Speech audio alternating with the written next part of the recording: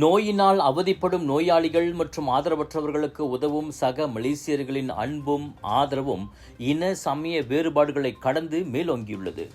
இப்படிப்பட்ட சம்பவங்கள் நாட்டில் பல பகுதிகளில் அவ்வப்போது அடிக்கடி நடைபெற்று வருகின்றன. அண்மையில் ஜோஹர் பாரு சுல்தானா அமினா மருத்துவமனையில் அனுமதிக்கப்பட்டிருந்த மலாய்க்கார இளைஞருக்கு 63 வயது அஞ்சலா தேவி தாய் அன்போடு உணவு ஊட்டும் காணொளி வைரலானதை தொடர்ந்து அவரது மனிதாபிமானத்தை நெட்டிசன்கள் பலர் பாராட்டியுள்ளனர்.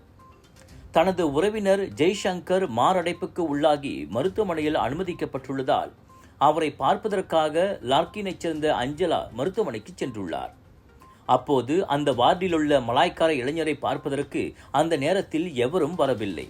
உணவு உட்கொள்ளாமல் படுக்கையிலேயே இருந்ததால் அவருக்கு உதவும் மனப்பான்மையில் உணவு ஊட்டிவிட்டதாக அஞ்சலா தேவி தெரிவித்தார். அந்த இளைஞனும் மாரடைப்புக்கு உள்ளானதால் சொந்தமாக உணவு உட்கொள்ள முடியாமல் இருந்ததால் தாம் உதவியதாகவும் அப்போது அவர் கண்ணீர் விட்டது தமக்கு நெகிழ்ச்சியை ஏற்படுத்தியதாகவும் அஞ்சலா தேவி கூறினார். இதனிடையே தமது அத்தையின் மனிதாபிமானத்தால் கவரப்பட்டதால் சக மலேசியருக்கு உணவு ஊட்டும் அந்த காட்சியை காணொளியாக பதிவு செய்ததாகவும் அந்த காணொளிக்கு அதிகமானோர் பாராட்டு தெரிவித்திருப்பதால் தாம் மகிழ்ச்சி அடைவதாகவும் அவரது உறவினரான ஜமுனாவதி தெரிவித்தார். Just watch me! Charge! Keeping you and your loved ones safe indoors with Nano EX technology. Panasonic.